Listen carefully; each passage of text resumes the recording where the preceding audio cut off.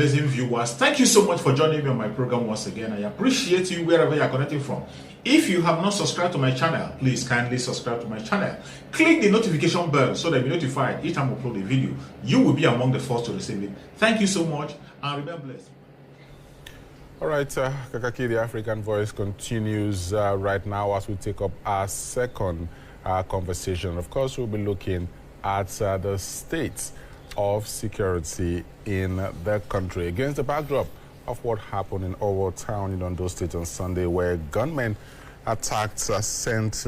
Francis Catholic Church and, of course, killed several worshippers, leaving others seriously injured. The president has come out to condemn the attack, so are the state governors. Even the Pope has also condemned what happened in Owo Town on Sunday. Yesterday, that's Monday, Vice President Yemi Oshibajo visited St. Francis Catholic Church in Owo, Ondo State, which came under attack on Sunday, and said that the perpetrators of that heinous crime will not go unpunished. Now, the recent killings have resonated agitations for the restructuring of Nigeria. Is restructuring the answer to insecurity in Nigeria, with particular reference to terrorism and other forms of crime? Joining us now to answer some of these posers is Niger Delta activist Ankyo Briggs. Ankyo Briggs joins us on our virtual platform. There is she. Good morning, Ankyo Briggs. Hello. Good morning. Good morning. Good morning. Thank you. Many thanks for joining us. Thank you very much for inviting me. Good morning and welcome to the program. Let me find out from you how you received the news of this gruesome attack at St. Francis Catholic Church in Owo, Ondo State. Well, I mean, first of all, I'm going to answer as a human being, and then I will answer as a Christian. This is just one too many. We have a religious crisis in Nigeria where a certain religion, i.e. the Islamic members, some members of the Muslim religion, Islam, have made up their mind to kill Christians. That is the problem we have in Nigeria. We also have a problem where a section of people have decided to enter Nigeria through the porous borders that has been opened for them on purpose, in my opinion, and come in and do what they like. We have politicians, we have a president, we have governors in the states of the zones that will not own up and step up for their responsibilities. Either the federal government will not allow the states to step up to their responsibilities, and the federal government itself is not going to step up and take responsibility. It's very annoying when you hear, and like the governor of Ondo State said, that these are foreigners that were trained in Libya and have come into the country. Mr. President himself said so at the beginning of his first tenure. The one chief, the army of chief of staff the chief of staff that left before now has also said so. So basically then, we have a government that has failed in capital letters in security, that has failed to accept that there is religious crisis, there is ethnic cleansing, there is genocide going on in Nigeria. We can no longer count the amount of numbers, the people that have been killed in the night in their homes. Now we've moved to it has been taken to the next level, where Sunday is targeted, when people are very likely to be full to the brim in the church, when on the day that Christians believe, the Pentecost Sunday, where the Holy Spirit came down on the disciples of Jesus Christ with the fire of tongue, with the tongue of fire. So basically, therefore, we have to first of all accept the problem and what that problem clearly is. It is no longer enough. As a matter of fact, it's not acceptable for the governors, the president, the vice president, the head of CAN, anybody to continue to say, may the souls of the people departed. They did not depart in peace. So I don't see how we're expecting them to rest in peace. These people are murdered, for God's sake. They are slaughtered. They are blown to cemeteries. And every time somebody flies in, Tinubu went and gave them 75 million naira. What is that going to do? Is that going to bring them back? If I were some of the people, I won't take that money. Bring my relatives or my loved ones back. We have to stop this nonsense. And then the president says, definitely we will catch the perpetrators. No, it's not true. The perpetrators, how will you catch them? They're from Mali, according to the governor. And they've gone back to Mali, as far as I'm concerned, because that's the nonsense we will hear, that they can't find them. And yet you have the president giving the order to deploy soldiers in Niger Delta, in the southeast, where there are insecurity. And yet in the place where foreigners come in and kill Nigerians, Christians particularly, and you tell me that you can't find them, that they are from Mali, and then tomorrow you bring some people you have picked up that cannot speak for themselves, parade them about, and say that these are the people that committed this crime. This is a well-targeted, a planned and orchestrated attack on the people that were in that church. Yes, it's in Yoruba Kingdom. Yes, it's in Yoruba Nation. But I am almost certain that some of the people, the majority of the people are Yoruba people that died. But other Nigerians that live in that community would have also died if they are Catholics. And so the government has failed, and we must either restructure this country so that we have the powers to protect the life and property will rest 90 or 95% on the government of those states. Or the government, this government should resign. And if government does not want to resign, the people should resign themselves from Nigeria. Nigeria is not a country that Christians are safe in anymore.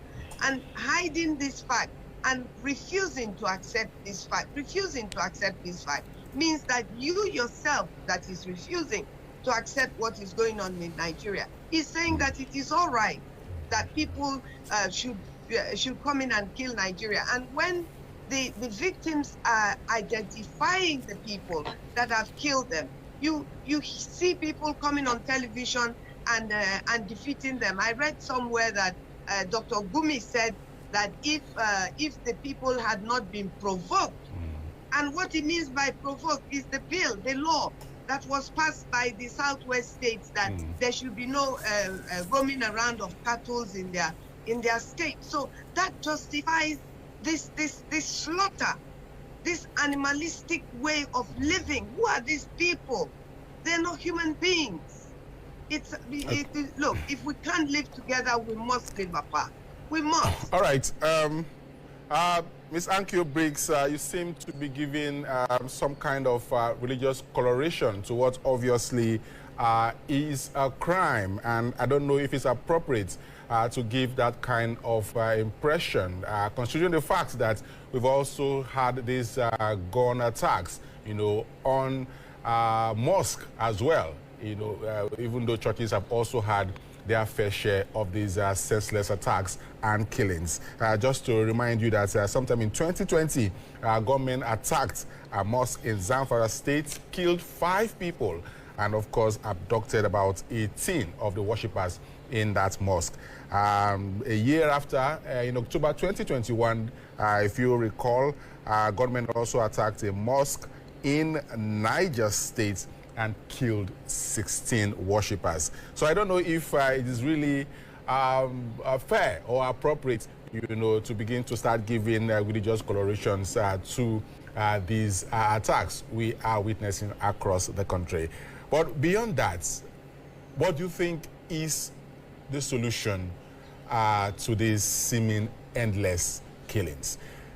Do you think our security... Let me address the first question and concern that you raised. And the first thing I want to say is that as someone who reads extensively the news and try to get information, it does not matter to me whether it is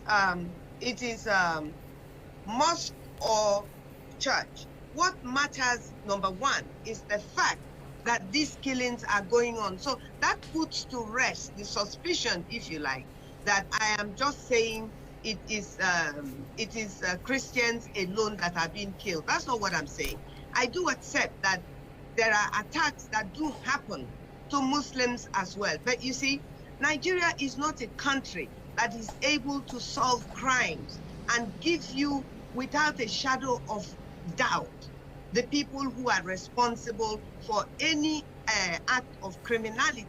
But you see, there is act of criminality where armed robbers go and rob a bank and kill people. That's definitely act of criminality, and people have died in that act.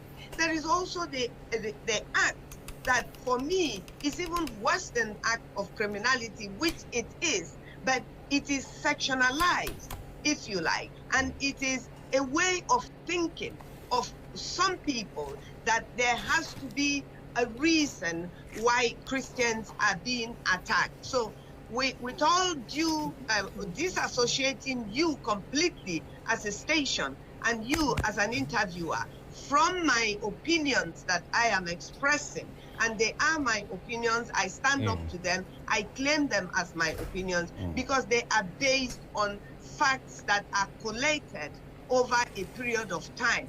Yes, Muslims are being attacked, but you cannot measure by number, compare them in any way, shape, or form to the numbers of Christians that are killed and the numbers of Muslims that are killed by these so-called foreign invaders that are trained in Libya, that come all the way from Libya into Owo, a state in Nigeria, and kill the people in the way and manner in which they had killed them. Now, to your second question, what is the solution? See, we have gone through several processes in Nigeria for so many decades, trying to resolve what I call the Nigerian problem. Nigeria as a nation is a problem. The country created by Lugard in 1914 is a problem for the ethnic nationalities that were in this geographical area when Lugard created Nigeria. When Lugard created Nigeria, it did not go outside of the Nigeria geographical area as a map today and he didn't bring in foreigners to be part of Nigeria. So now, with Nigeria, this is not the first time Nigeria is being invaded by foreigners. The long ago jihad movement of centuries ago, where they came in through the north and conquered and went through to place some of the states that are today called Southwest states. So what is the solution, my brother? We have to make the politicians listen to us, you and I, everybody in Nigeria. The politicians must know what we want. We must tell them, what are those things? If we're not going to restructure Nigeria, and it seems to me that this government has refused to restructure Nigeria, which was one of its primary campaign slogans, that it will restructure Nigeria and that it will keep Nigeria and Nigerians safe. Now that they have failed in all their promises, which includes the very critical issue of security and the right to worship anything or anybody or God Almighty, the living God himself, then we must insist that we should have a referendum And this referendum should be anchored on the question of what Nigerians want, the ethnic nationalities. Some people will say, oh, why are you talking about ethnicity? Why will I not talk about ethnicity? If you ask me, who am I will not tell you, first of all, that I'm a Nigerian. I will tell you that I'm a Joe that happened to be in Nigeria.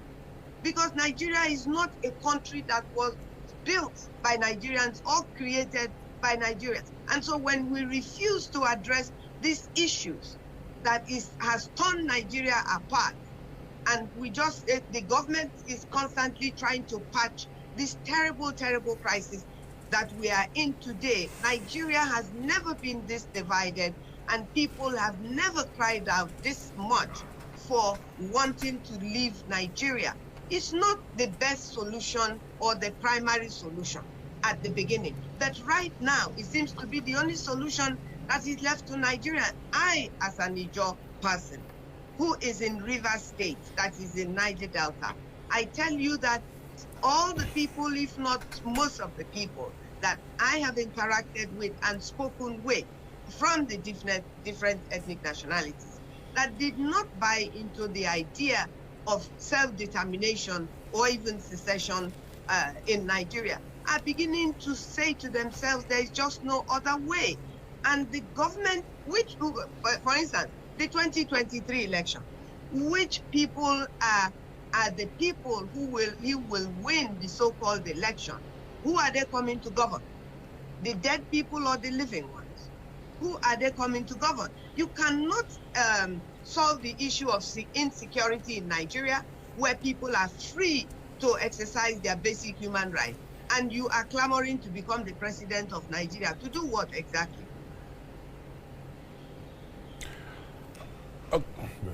Now, while we wait, or while the issue of restructuring is on the table, Ankyo Briggs, you just said that we would need to have Nigerians stay alive. So we need to also look at solutions that we can begin to adopt now, maybe in the short term.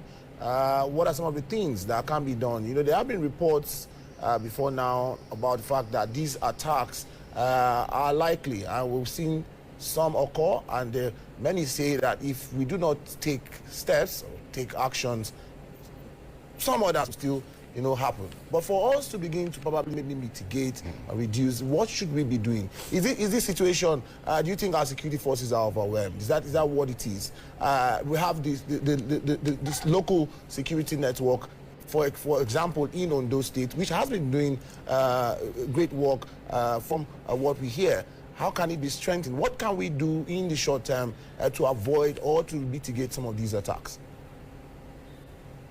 In the short time, it is, look, we have national identity card right now. We have NIN right now in Nigeria. I have one, and my whole household have their own. This is key to resolving the issue of insecurity. Now, I want to say that if the 1999 Constitution is not changed, and I'm not talking about amendments, because if we wait extensively for all the Constitution to be amended, we won't move forward. So let us consider this. For one, let us quickly allow the state legislators in every state in Nigeria to pass a law. And when I say allow, I'm saying that the federal government should not interfere, and the state governments must live up to their responsibility and pass certain bills in their states. For instance, the state should be able to have a process where at the borders of these states, whether it is by land or by sea, at the shores of the states that are connected to to a water body, must have, if it is an entry point, the states must be able to have an organization, a committed body that will act as immigration officers of the state, operating within the borders of the state, so that anybody that is coming off a boat for instance, should be able to show them an identity card. People walking on the streets should be able to have an identity card. You know, people might say, oh, it can't work. Well, if it can't work, what can work? You see, you need to be able to identify people. People cannot continue to come into somebody's state in the name of looking for greener pastures, which they have a right to in Nigeria, if they are identified as Nigerians. Because you see, you also have to identify people that they are really born in Nigeria or born outside of Nigeria, but are Nigerians because one or both of their parents are Nigerians, like someone like me. You know, so when you do this, people are able to identify who they are. You must know what they're doing for a living. Everybody cannot have a job. I accept that. But if they are jobless, they should then be able to, we should have people who have residences. You have to have a residential address where you can be found. Because these are things that Nigeria has never done as a country. And in today's day and age, if we claim that we can vote electronically or that we can collate results electronically, and we say that we cannot identify people electronically, which is a lie, because if you're traveling, you identify it electronically because people, they look at your passport and they can connect it even to Interpol to know who you are. So it's not true to say that these suggestions are laborious. They may be laborious, but they must be done because this is one of the keys to kicking off the identification process. It's not to go to the bank and identify yourself. It's to eliminate yourself when crimes are committed, so that it can be clear that that crime was not committed by you. But to say that people can come in droves into Nigeria is no longer acceptable. That is one. Two, the governors must be allowed to create a body that is part of the security intervention system at local government area, where the local government itself, like for instance, in my local government, I was home at the weekend. In my own local government, there are people in my local government living and doing handiwork and all sorts of things. I don't know who they are. They are not members of my local government. They came into my local government. And my traditional ruler of my local government, the head of my family, Dumo Lulu Briggs is the head of my family. He doesn't know all the people that are living in his compound. The ones that are not from Abonima, we don't know who they are, but they are living in our communities. I mean, why should that offend anybody if we say we want to know who is living in my community in Abonima? Why should it be offensive if people in Kano State want to know the people that are not indigenes of Kano State and they are living and working in Kano State? Why should we not know these people? Let Nigerians stop playing, let politicians, stop playing with the lives of Nigerians. They should stop it. People are getting killed. We are able to talk today because by the grace of God, it's not us and it will not be us. But who will it then be? It's somebody else's mother, somebody else's father, somebody else's husband. All right, Uncle Briggs. And yet we're all right, Uncle Briggs, we just have to leave it at that. We hope that the authorities are listening. I've picked the point where you said coming in droves into Nigeria should no longer be allowed. We just have to leave it at this. Like I said, I also hope that authorities are listening and taking actions. Many thanks indeed, Niger Delta activist Uncle Briggs, who joined us this morning to look at the issue of what happened in Owo, Ondo State, and also bringing about some solutions that can be taken to mitigate attacks, especially in the future. All right, many thanks, Uncle Briggs. Always a pleasure to have you join us on Kakaki, the African Voice. We now continue. Thank you so much for your patience to watch from the beginning to the end. I hope you have learned something from the video you have just watched. The video you have just watched is to bring information to your doorstep and for educational purpose. It is not to demonize anybody. Let us watch continuously and see who can be able to make a sense out of every nonsense we are seeing. We must continue. We move. It doesn't matter what they do. It doesn't matter what they say. They will kill us. We will kill them. At the end of the day, Biafra is here. Thank you for watching. If you have not subscribed to the channel, please kindly subscribe to the channel. Click the notification bell so that you're notified each time I upload a video. You will be among the first to receive it. Thank you and remain blessed. Bye-bye. See you again.